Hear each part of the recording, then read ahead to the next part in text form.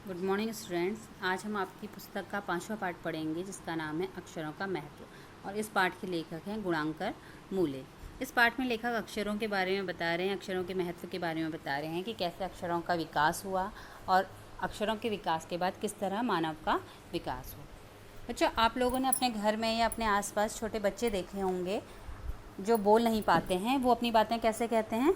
वो अपनी बातें आप तक पहुंचाने के लिए इशारों का प्रयोग करते हैं। अब बच्चे छोटे छोटे हैं तो उनकी ज़रूरतें भी छोटी छोटी हैं, तो वो छोटे छोटे इशारे करके, हल्के फुल्के इशारे करके अपनी बातें आप तक पहुंचा देते हैं और आप उन बातों को समझ जाते हैं, है ना।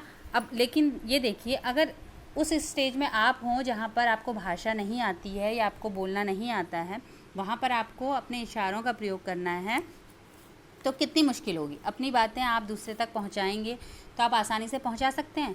नहीं, क्योंकि छोटे बच्चे की ज़रूरतें छोटी छोटी हैं, वो पहुंचा देता है अपनी बातें इशारों से, हम लोग समझ भी जाते हैं। लेकिन जहाँ पर मनुष्य की ज़रूरतें बहुत ज़्यादा हैं या जहाँ पे मनुष्य को बहुत ज़्यादा चीज़ों की आवश्यकता है, वहाँ पर हम हर बात को इशारों में नहीं पहुँचा सकते। तो हमें क्या चाहिए? एक माध्यम चाहिए।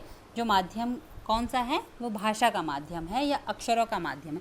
बिना अक्षर ज्ञान के, बिना भाषा ज्ञान के हम अपनी बातें दूसरे तक आसानी से नहीं पहुंचा पाते हैं, या उन बातों को पहुंचाने के लिए दूसरे को बहुत ही ज़्यादा कठिनाई का सामना करना पड़ सकता है। अब इसी तरह सपोज़ आप ये देखिए कि आपका कोई पेपर है, आपका सपोज़ हिंदी का पेपर है और आपको हिंदी के पेपर में सब कुछ आता है, सारे क्वेश्चंस के आंसर्स आपको पता है, लेकिन आपको उसके अक्षर का ज्ञान नहीं है कि आपने लिखना कैसे है। तो आप क्या आंसर दे पाएंगे या आप अपने टीचर तक अपनी बात पहुंचा पाएंगे? नहीं ना, क्योंकि आपको अक्षर का ज्ञान नहीं है। आपको सिर्फ पता है कि इसका उत्तर क्या है, लेकिन जहाँ पे आपको लिखने की बात कही जा रही है वहाँ पर आपको नहीं पता है कि इसको किस तरीके से लिखना है, ये अक्षर कैसे बनाना है। तो वहाँ पर आप क्या हो जाएंगे, उस चीज़ को, अपनी बातों को या अपने आंसर को अपने टीचर तक नहीं पहुंचा सकते हैं। तो ये बहुत ही मुश्किल काम है ना। तो इसीलिए अक्षरों का हमारे जीवन में बहुत महत्व है, भाषा का बहुत महत्व है। बिना भाषा के ज्ञान के या अक्षरों के ज्ञान के हम अपनी बात किसी दूसरे तक नहीं पहुंचा सकते हैं। तो इस पाठ के माध्यम से लेखक हमें यही सब बता रहे हैं कि किस तरीके से अक्षरों का खोज हुआ और अक्षरों का हमारे जीवन में क्या क्या महत्व रहा है। तो चलिए शुरू करते हैं पाठ, अक्षरों का महत्व। अक्षरों की कहानी। यह पुस्तक अक्षरों से बनी है। सारी पुस्तकें अक्षरों से बनी हैं। तरह तरह की पुस्तकें, तरह तरह के अक्षर। दुनिया में अब तक करोड़ों पुस्तकें छप चुकी हैं। हजारों पुस्तकें रोज़ छपती हैं। तरह तरह के अक्षरों में हजारों की तादाद में रोज़ ही समाचार पत्र छपते हैं। इन सबके मूल में हैं अक्षर। हम कल्पना भी नहीं कर सकते कि यदि आदमी अक्षरों को न जानता तो आज इस दुनिया का क्या होता।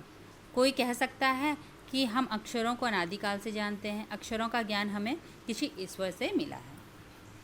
अब जैसा कि मैंने आपको बताया, अगर भाषा का ज्ञान नहीं होगा, अक्षरों का ज्ञान नहीं होगा, तो हमारा जीवन क्या हो जाएगा? बहुत ही कठिन हो जाएगा। हम सर्वाइव नहीं कर पाएंगे। आज के समय में आप जो पुस्तकें पढ़ रहे हैं उनमें भी क्या है? अक्षर हैं। अक्षर के ही द्वारा आप उन पुस्तकों को पढ़ पाते हैं, क्योंकि आप अक्षरों के जानकार हैं, अक्षरों के बारे में आपको पता है, तभी आप बुक्स भी पढ़ पाते हैं और उनसे नॉलेज भी ले रहे हैं। ऐसे ही समाचार पत्र डेली छपते हैं, उन समाचार पत्रों को आप लोग पढ़ते हैं, उनसे भी तरह तरह की जानकारियाँ आपको मिलती हैं। तो इसी तरह से सोचिए, अगर हमारे जीवन में अक्षर का ज्ञान नहीं होता तो हम कुछ भी नहीं पढ़ पाते और कुछ भी ज्ञान नहीं ले पाते। अब जनरली लोग ये सोचते हैं कि जब से दुनिया बनी है तब से ही हमको अक्षरों का ज्ञान प्राप्त है, या हमें जो भाषा मिली है वो हमें ईश्वर की देन है। लेकिन ये सही नहीं है। जो हमें भाषा का ज्ञान हुआ है वो हमें भगवान से नहीं मिला है, यह मनुष्य की अपनी ही खोज है। मनुष्य ने समय के साथ साथ कई खोजें करी, तो उसमें अक्षर ज्ञान की खोज भी मनुष्य के ही द्वारा की गई है। पुराने ज़माने में लोग सचमुच ही सोचते थे कि अक्षरों की खोज ईश्वर ने की है, पर आज हम जानते हैं कि अक्षरों की खोज किसी ईश्वर ने नहीं बल्कि स्वयं मनुष्य ने की है। अब तो हम यह भी जानते हैं कि किन अक्षरों की खोज किस देश में किस समय हुई। हमारी यह धरती लगभग 5 अरब साल पुरानी है। 2-3 अरब साल तक इस धरती पर किसी प्रकार के जीव जंतु नहीं थे। फिर करोड़ों साल तक केवल जानवरों और वनस्पति का ही इस धरती पर राज रहा। आदमी ने इस धरती पर कोई 5 लाख साल पहले जन्म लिया। धीरे धीरे उसका विकास हुआ। कोई 10,000 साल पहले आदमी ने गाँव को बसाना शुरू किया। वह खेती करने लगा। वह पत्थरों के औजारों का इस्तेमाल करता था। फिर उसने तांबे और कांसे के भी औजार बनाए। अब जो हमारी धरती का जन्म माना जाता है वो 5 अरब साल पहले माना जाता है। मतलब जो हमारी धरती बनी है उसको बने हुए 5 अरब साल हो गए हैं। और शुरू के 2-3 अरब सालों तक धरती पर कोई भी जीव जंतु नहीं थे, किसी भी प्रकार का जीवन इस धरती पर नहीं था। फिर करोड़ों साल तक केवल जानवर और पेड़ पौधे ही इस धरती पर थे। मनुष्य का जन्म बहुत समय बाद हुआ। तो जो मनुष्य का समय, जीवन का जो समय माना गया है, वो आज से लगभग 5 लाख साल पहले माना गया है और धीरे धीरे उसके बाद मानव ने अपने को विकसित किया। शुरू में मानव सिर्फ एक जानवर के ही तरह जीवन व्यतीत करता था। उसको बोलना नहीं आता था, उसको खाना बनाना नहीं आता था, उसके पास किसी भी तरह की चीज़ें नहीं थी। ठीक है, धीरे धीरे उसने अपने को विकसित किया। 10,000 साल पहले लगभग उसने गाँव को बसाया। पहले वो जंगलों में ही रहते थे, फिर धीरे धीरे उन्होंने क्या करा, बस्तियाँ बनाना शुरू करा, आपस में एक संग गाँव बसाने शुरू करे, मिलजुल कर रहना शुरू किया, खेती करना शुरू किया। पहले वो क्या करते थे, कच्चा भोजन खाते थे, सिर्फ पेड़ पौधों से फल तोड़ के या फूलों का रस, इस तरीके का भोजन करते थे। फिर धीरे धीरे उन्होंने खेती करना भी शुरू किया और औजार बनाने शुरू करे खेती करने के लिए, गुड़ाई करने के लिए। तो पहले जो शुरू में उन्होंने औजार बनाए, वो औजार उनके सिर्फ पत्थरों के हुआ करते थे। फिर धीरे धीरे और विकसित होकर उन्होंने क्या किया, तांबे और कांसे के, मतलब धातुओं के भी औजार बनाना शुरू कर दिया। प्रागैतिहासिक मानव ने सबसे पहले चित्रों के जरिए अपने भाव व्यक्त किए, जैसे पशुओं, पक्षियों, आदमियों आदि के चित्र। इन चित्र संकेतों के बाद में भाव संकेत अस्तित्व में आए, जैसे एक छोटे वृत्त के चहुं और किरणों की द्योतक रेखाएं खींचने पर वह सूर्य का चित्र बन जाता था। बाद में यही चित्र ताप और धूप का द्योतक बन गया। इस तरह अनेक भाव संकेत अस्तित्व में आए। अब धीरे धीरे क्या हुआ, प्रागैतिहासिक का अर्थ होता है जो लिखित इतिहास हमारे पास है उससे पहले का मानव। मतलब जब से अक्षरों का ज्ञान आया उसके बाद ही इतिहास लिखा गया, क्योंकि जब अक्षर जानते ही नहीं थे, कोई किसी को लिखना ही नहीं आता था, भाषा का ज्ञान ही नहीं था, भाषा के बारे में कोई नॉलेज ही नहीं थी, तो आदमी कैसे लिखता पढ़ता ना। तो जो इतिहास हमारा लिखा गया है वो जब से अक्षर ज्ञान आया उसके बाद से लिखना शुरू हुआ है। तो उससे पहले का जो मानव है वो क्या करता था, सिर्फ चित्रों के जरिए अपनी बातों को पहुंचाता था। उसके पास भाषा नहीं थी, तो वो चित्रों के माध्यम से अपनी बात एक दूसरे तक पहुंचाते थे। जैसे वो पशुओं के चित्र बनाते थे, पक्षियों के, आदमियों के चित्र बनाते थे। अब इन चित्रों के बाद क्या हो गए, भाव के संकेत आ गए।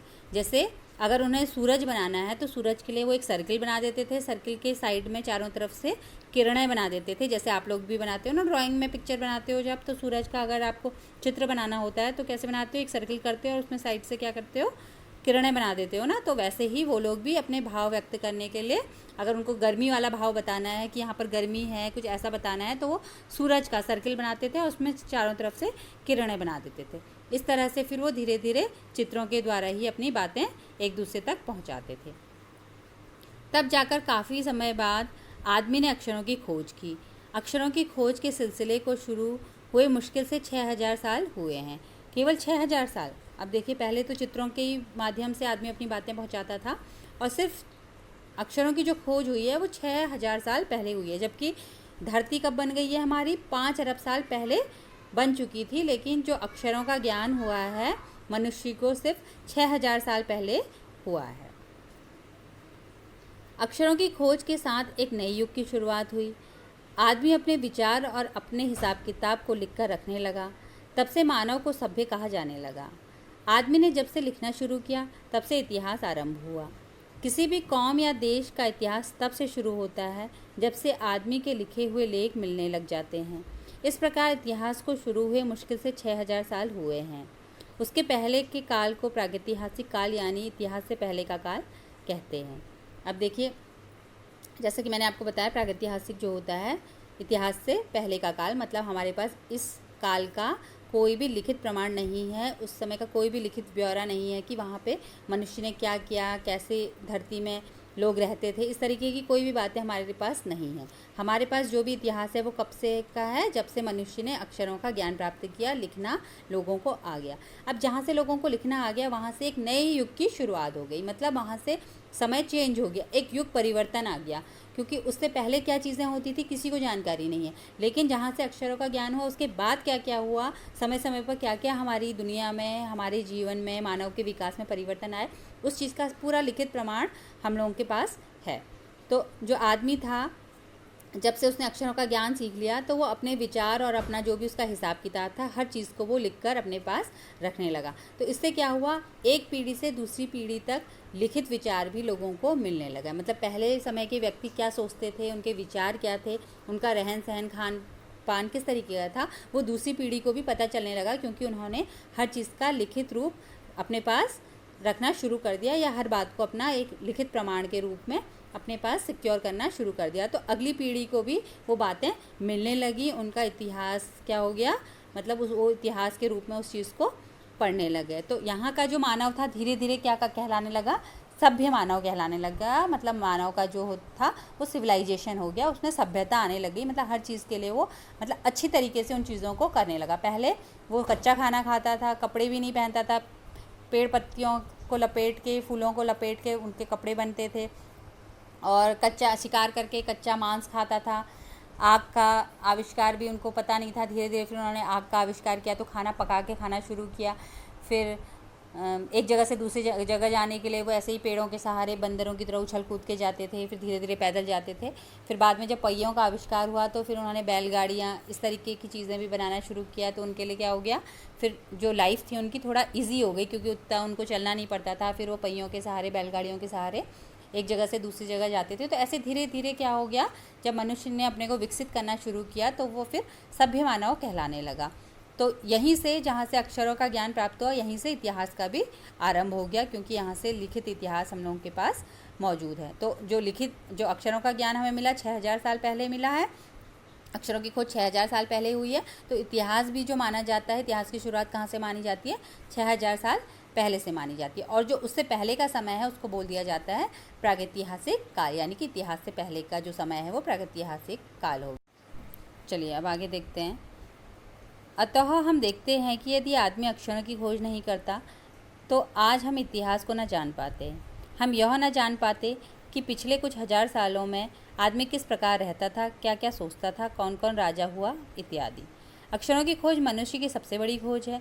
अक्षरों की खोज करने के बाद ही मनुष्य अपने विचारों को लिखकर रखने लगा। इस प्रकार एक पीढ़ी के ज्ञान का इस्तेमाल दूसरी पीढ़ी करने लगी। अक्षरों की खोज करने के बाद पिछले 6000 सालों में मानव जाति का तेजी से विकास हुआ। यह महत्व है अक्षरों का और उससे बनी हुई लिपियों का। अतः हम सबको अक्षरों की कहानी मालूम होनी चाहिए। आज जिन अक्षरों को हम पढ़ते हैं या लिखते हैं वे कब बनाए गए, कहाँ बने और किसने बनाए, यह जानकारी भी ज़रूरी है।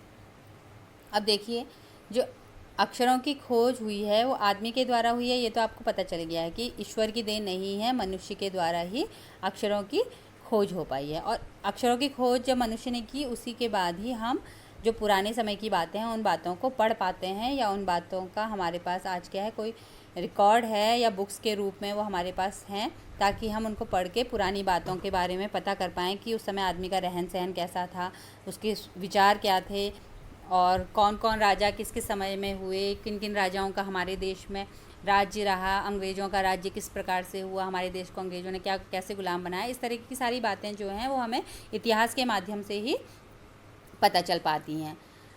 अक्षरों की जो खोज है वो मनुष्य की बहुत बड़ी खोज है। अगर अक्षर नहीं होते या मनुष्य ने अक्षर नहीं खोजे होते तो सोचिए आज का जीवन कैसा होता। संभव था जीवन? आप बिना बोले, बिना किसी बात कहे कैसे अपनी लाइफ में सर्वाइव कर पाते? अगर आपको अपने फ्रेंड से, अपने पेरेंट्स से कोई बात कहनी है तो अगर आपके पास भाषा ही नहीं होती, अक्षर ही नहीं होते, तो आप उन बातों को कैसे, अपनी बातों को दूसरों तक पहुँचाते, है ना।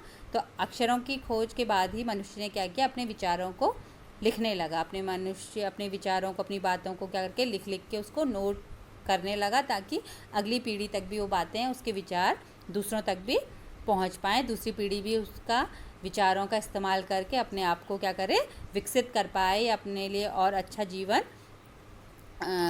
खोज पाए, अपने लिए बहुत अच्छी चीज़ें जीवन में संजो पाए। ठीक है, तो जो अक्षरों का इतिहास है वो तो आपको पता चल गया कि 6000 साल पहले का है, बहुत ज़्यादा पुराना इतिहास अक्षरों का नहीं है। लेकिन उसके बाद से, अक्षरों के ज्ञान के बाद से जो मानव का विकास हुआ है वो बहुत तेज़ी से हुआ है, क्योंकि वहाँ से एक नए युग की शुरुआत हुई है। तो जो अक्षरों का महत्व है, अक्षरों के बनने के बाद क्या बनी, लिपियाँ बनी। लिपियाँ क्या होती हैं, किसी भी भाषा को लिखने का तरीका। अक्षर तो आप सिर्फ बोलते हैं, लेकिन लिपि के माध्यम से उस भाषा को लिखा जाता है। जैसे हिंदी की लिपि है देवनागरी और उर्दू की है फ़ारसी, अंग्रेजी की है रोमन। तो हर भाषा की अपनी अपनी एक लिपि होती है, उस लिपि के ही माध्यम से हम उस भाषा को लिख पाते हैं। तो अक्षरों का ज्ञान जो हमें मिला है, उसके बाद क्या हुई है, लिपियाँ बनी हैं और लिपियों के ही माध्यम से हम पूरी बात लिख पाते हैं। जो लिखने का तरीका है वो लिपि ने ही डिसाइड कर रखा है कि किस लिपि में किस तरीके के अक्षर होंगे। तो ये तो आपके अक्षरों की पूरी कहानी थी। अब आपको पता चल गया होगा अक्षरों की कहानी क्या है, कैसे अक्षरों का विकास हुआ, किसने अक्षरों का विकास किया है। तो इस पाठ को आप पूरा पढ़ेंगे। आज के लिए बस इतना ही। धन्यवाद।